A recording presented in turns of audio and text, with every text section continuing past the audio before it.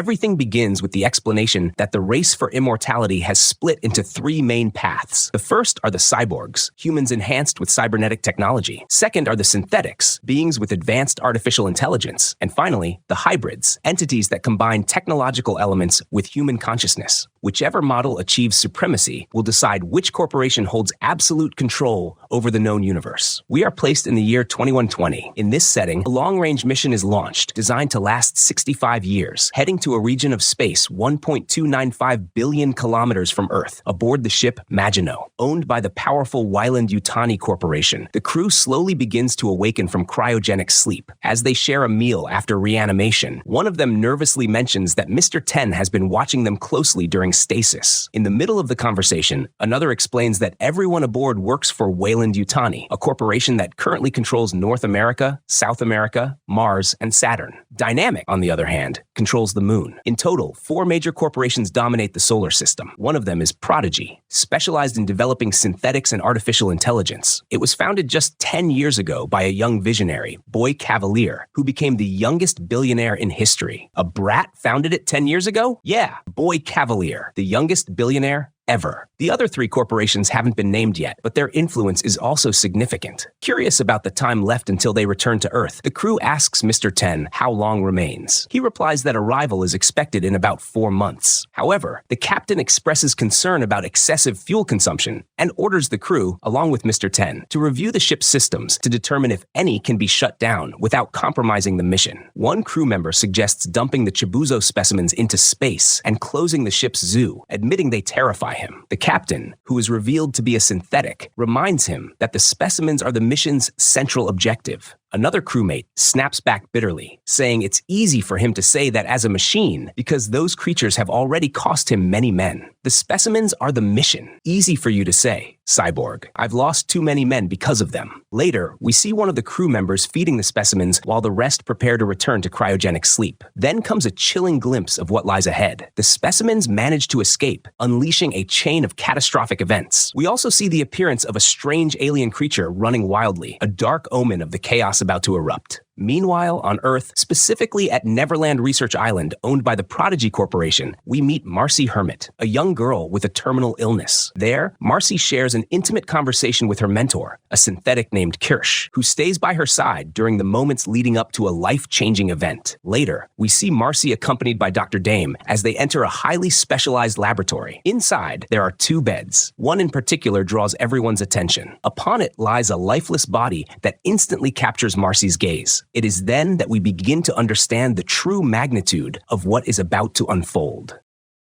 The girl is about to become the first hybrid in history by transferring her consciousness into a synthetic body with an adult appearance. At that very moment, Boy Cavalier, the young and enigmatic founder of Prodigy, makes his entrance. He approaches Marcy and asks her a question. Do you know who Neil Armstrong was? An astronaut? She replies. Not just an astronaut, Boy answers solemnly. He was the first human being to set foot on the moon. And you too will be the first, though in a completely different sense. You will be the first hybrid. Marcy, still trying to process the weight of his words, turns to Dr. Dame and says she wants to see her brother. With tenderness, the doctor responds that she will soon be able to see him, although he will not be able to see her. With sadness and uncertainty in her voice, Marcy asks if it's because what they are about to do must remain a secret. The doctor nods gently. Finally, Marcy lies down on one of the beds, glances at the body beside her, and remarks that it looks a lot like Wendy. Then she closes her eyes, and the process begins. During the transfer, her mind floods with childhood memories, fragmented images of a past she is about to leave behind. Once the transfer is complete, the new entity, Marcy's consciousness now living in an adult synthetic body, appears sitting on a mountain. Dr. Dame calls her by her new name, Wendy. We then see her leap from a great height, landing without suffering any harm. It soon becomes clear that Wendy has extraordinary abilities, including immense strength and superhuman speed. Later, Wendy meets again with Dr. Dame and with Kirsch. Both ask how she feels in her new body. Still bewildered, Wendy admits that everything feels strange. As she examines herself, she blushes slightly and comments that her breasts move too much when she runs. The doctor explains that she now inhabits an adult body. Wendy then asks why they chose such a body. Kirsch steps in and explains that synthetic bodies do not have the capacity to grow. Dr. Dame then asks about her emotions. Do you feel happy or maybe sad? Wendy pauses for a moment before responding, I don't know. With a patient, almost pedagogical tone, Kirsch explains that human bodies generate hormones like dopamine, serotonin, estrogen, and testosterone, which regulate moods. But since Wendy's new form no longer produces these substances, her emotional experience may be altered. The doctor adds that they've attempted to emulate the hormonal processes of adolescence to help her adapt, though they may need to increase the intensity of those simulations. Before leaving, Dr. Dame tells her that other children have arrived at the facility. They too will undergo the same procedure she has just gone through, but they will need guidance and emotional support to face it without fear. That's why Dame asks Wendy if she would be willing to help them, to guide them through this transition. Can you be like an older sister to them? The doctor asks with a hopeful smile. Wendy agrees. She goes to meet the children, all of whom also suffer from terminal illnesses, just as she once did. She speaks to them with hope, assuring them that they can be as strong and powerful as she is. Meanwhile, Boy watches from a distance. Curious, the children ask Wendy if she too had once been sick. She answers that she had been on the verge of dying. Everyone was very sad, but then the boy genius appeared and offered her a second chance. He promised to make her new again and gave her a rejuvenated body, even better than the original. And that is how Wendy became the eternal child. Intrigued, the children then ask why they don't perform the same procedure on adults. Wendy explains that adult minds are too rigid to adapt to such a transformation, whereas children's minds have the flexibility to adjust with ease.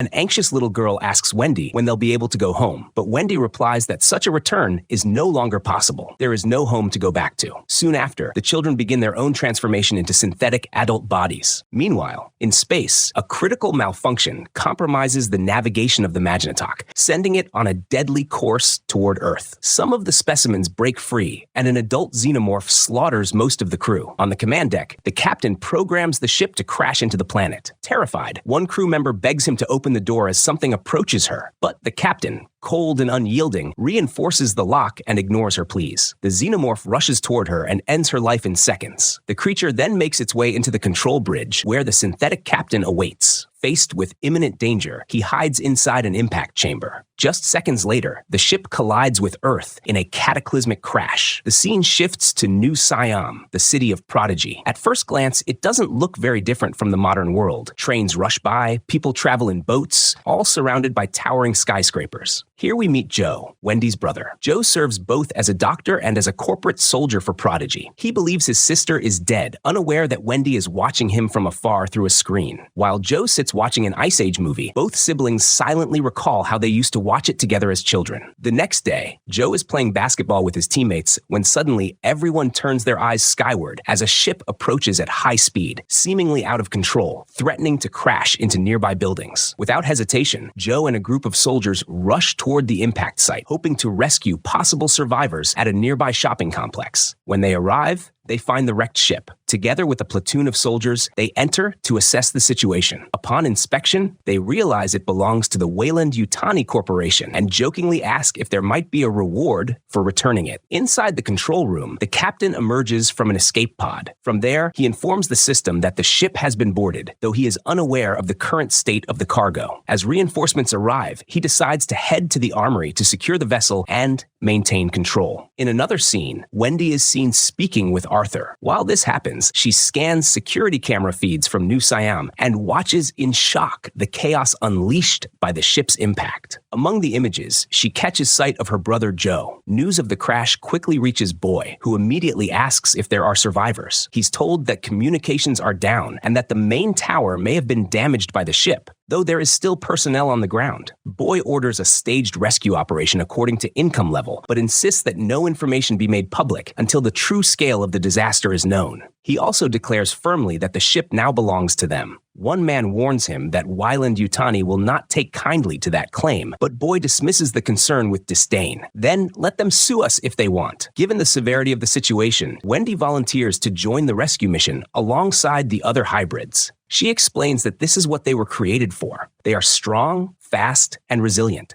Boy made them, and they are capable of both saving and cleansing. Boy questions why she wants to get personally involved. At that moment, Kirsch intervenes, revealing that Wendy's brother Joe is a doctor with the tactical unit and is currently inside the collapsed tower. Boy is momentarily struck by Wendy's expressions, so human-like that anyone would swear she was truly human. To this, Wendy responds with determination, "I am human. Finally, Boy authorizes the hybrid group to be deployed as part of the operation. Their mission, not only to rescue, but also to test how they perform under the most extreme conditions of stress.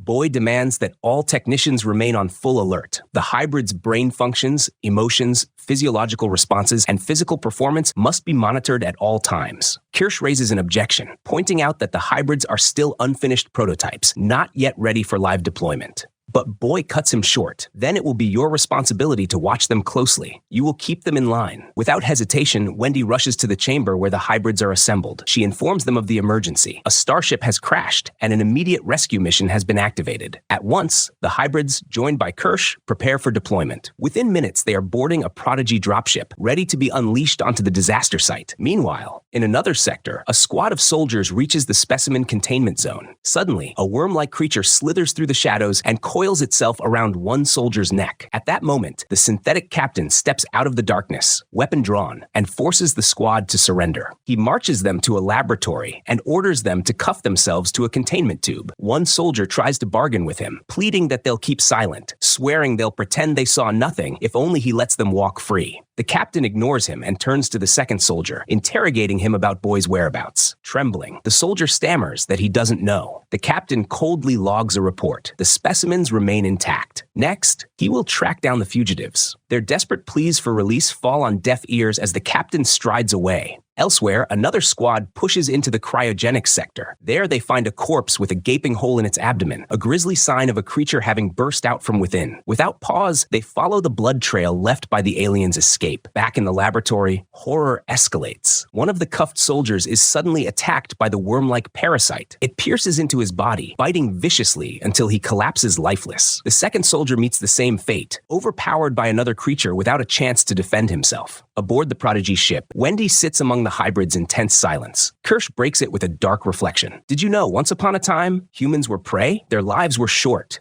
dictated by fear. Then their brains evolved. They made tools, bent nature to their will, built machines, and at last conquered space. They thought they were no longer prey. They convinced themselves of it. But in nature, there is always something larger or smaller that devours you without warning. That is what it means to be an animal, to be born, to live, to die. Wendy shakes her head, defiant. Joe will not die. Kirsch looks at her calmly. Of course he will. Everyone does, whether by injury, disease, or age. Generation after generation. All we can do is record their names in history. But Wendy refuses. Her voice burns with conviction. Nothing will happen to Joe. I will save him.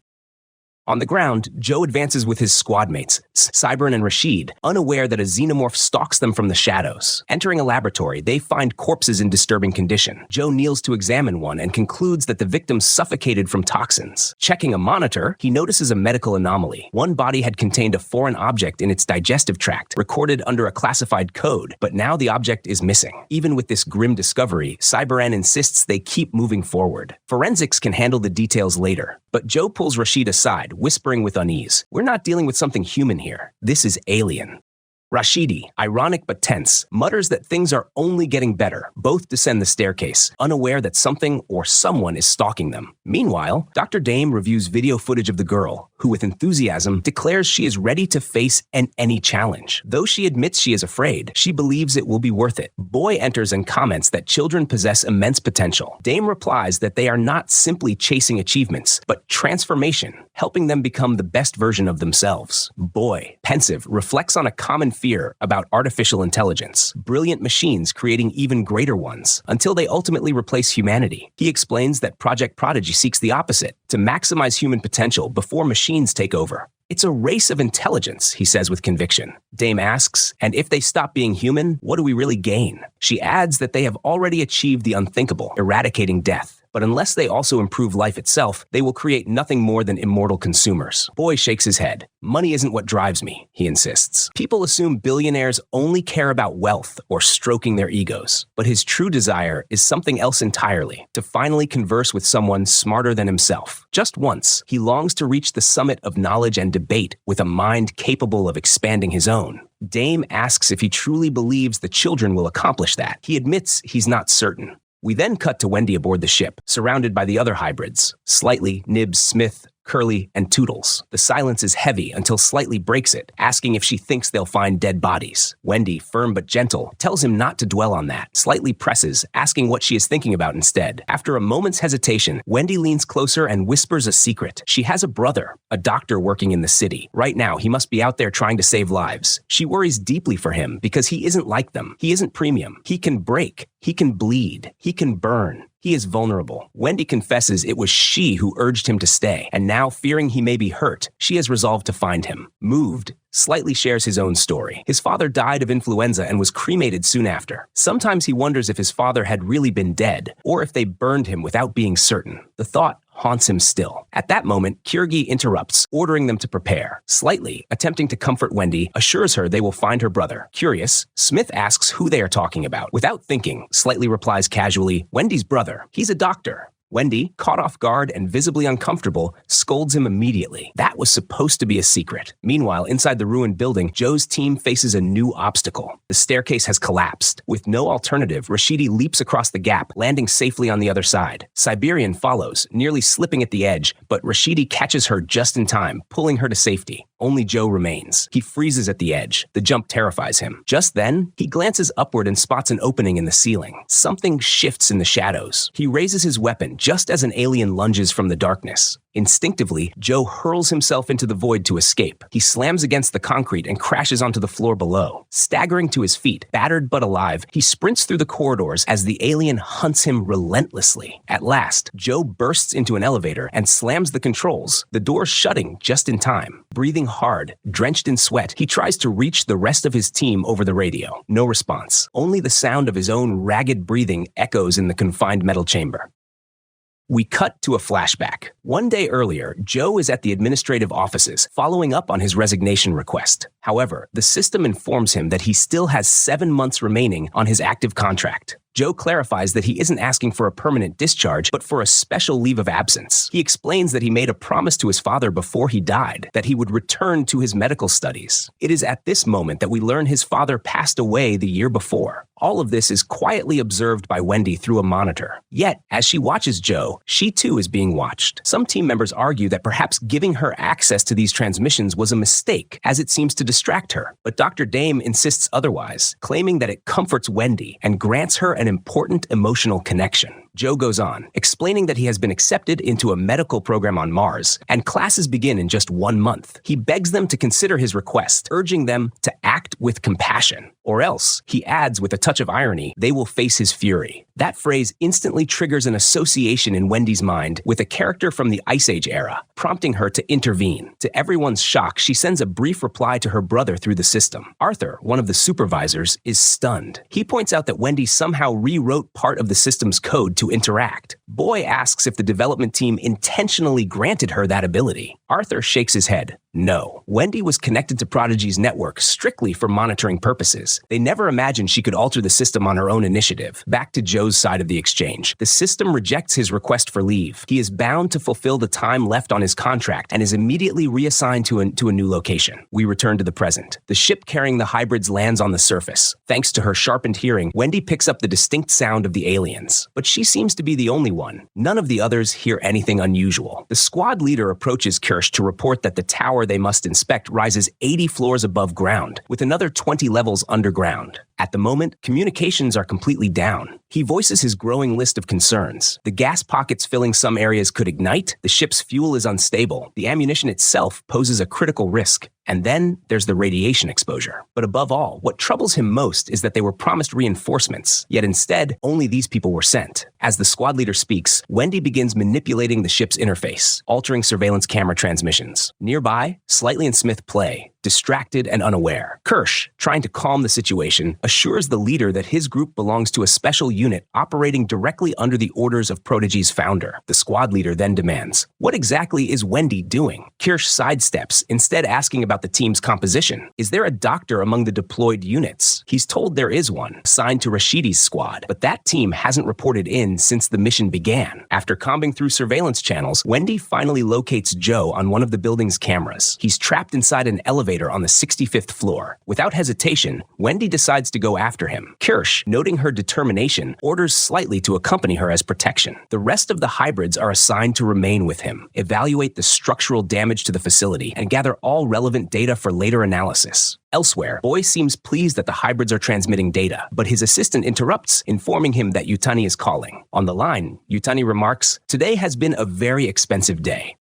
Boy nods, making no mention of the loss of lives. Yutani tells him that he has something that belongs to them. Boy replies that, to be fair, it fell from the sky and destroyed one of his buildings. Yutani states that he will be compensated and should just send the invoice. Boy remarks that he already has men securing the site and asks if there's anything he should know. But Yutani only clarifies that the ship had been studying deep space and that everything inside is her property. She requests authorization to send a team to secure the vessel and recover what is theirs. Boy refuses, saying he cannot authorize such a move yet as the tower is unstable. Yutani insists, but Boy warns her that any intrusion into Prodigy territory will be considered an act of hostility. That's what lawyers are for. Let your people talk to mine, and we'll negotiate a treaty. He then cuts the call. Excited, Boy turns to his assistant and says he wants whatever is inside that ship. Meanwhile, Wendy once again hears the alien sound as Kirsch and the other hybrids enter the vessel. Suddenly, Nips blurts out that she misses taking baths. Kirsch orders them to keep moving. Fear is for animals, and they are not animals. Inside, they come across a strange plant. Nips wants to leave, while Curly suggests destroying it. Tutel steps forward and argues that scientists don't kill. Kirsch warns him to be careful. The plant is alien, and they have no idea what it is capable of. He then orders Curly to take Nips and Smee to find something that can be used to contain it. They enter the chamber where the soldiers had been slaughtered by worm-like creatures. One of the worms is still feeding on a corpse but flees upon seeing them. Venturing deeper, they discover more creatures, including a cat drinking from a pool of blood. The scene turns grotesque when the cat's eye falls out, transforming into a squid-like organism with multiple pupils. The eye creature attacks Nips, but she manages to break free, and the others succeed in capturing it. Meanwhile, Wendy and Slightly reach the stairwell where Joe had been. They find his backpack and claw marks of the xenomorph carved into the wall. At the same time, Joe struggles to reach his squad with no success until someone approaches, Soldier Bergerfeld. Where the hell is everybody? Comms are down, and it feels like this whole building is about to collapse. Joe asks if he has seen any large animals, but Bergerfeld denies it. Suddenly, they hear noises. They pound on a door, and a man opens. It's a group of millionaires throwing a party, completely unaware that a ship has crashed into the building. They refuse to evacuate, claiming that if something serious had happened, Boy would have told them, since they belong to the same elite circle. Joe spots the alien hiding inside a sculpture behind Bergerfeld. He warns him to step aside. Bergerfeld turns, coming face to face with the xenomorph, which kills him instantly. The millionaire storms out, furious at the commotion, just as the alien enters the room and massacres all the party guests. Joe is about to share the same fate when Captain Morrow intervenes, electrocuting both Joe and the xenomorph. Morrow then applies a strange liquid over the alien, forming a cocoon-like membrane to capture it alive. Elsewhere,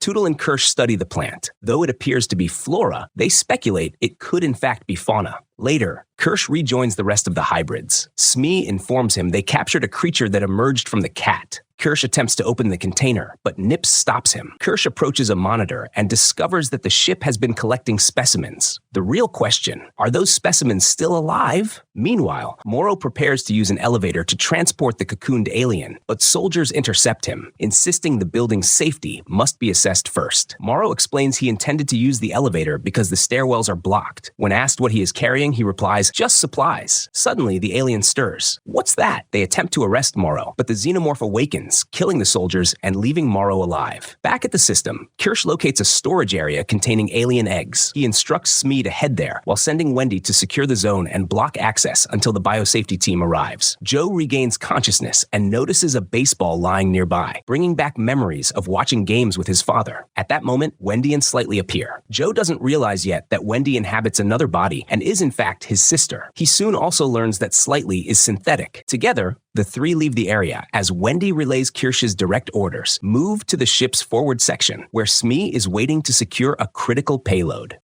invasive specimens, an imminent threat capable of escaping and reproducing uncontrollably. As they move through the corridors, Slightly reveals a shocking secret to Joe. Wendy is actually his sister, Marcy. He explains that both of them had been gravely ill as children, and their consciousnesses were transferred into synthetic bodies as their only chance of survival. Wendy, for her part, confesses to Joe that she has been watching him constantly through the system's screens, and that everything that has happened is, in a way, her responsibility. He had wanted to go to Mars, and she was the one who stopped him. Joe struggles to process what he's hearing. His father had told him Marcy was dead. Wendy then explains that when she fell ill, she was visited by the boy genius, who offered their father a solution. He could save her, but only if he took her away. Since then, she has lived under the care of Kirsch and Dame. Joe, still reeling, tries to understand. Wendy clarifies that it was the only way she could survive, and no one could ever know, because it was an absolute secret. The boy genius had assured their father that she would be safe, though she could never come back. Slightly urges them onward, reminding them that time is running out. They continue advancing through the ship as Joe asks Wendy questions to confirm her identity. She answers each one with precision until, finally, he recognizes her as his sister. The two stop for a moment, embracing tightly. At last, they reach the chamber. Rows of alien eggs await. Wendy hears the sounds they emit, while Boy observes everything intently from a remote screen. Joe steps closer to one of the eggs, and then the alien appears, seizing Joe violently and dragging him away. Without hesitation, Wendy sprints after them.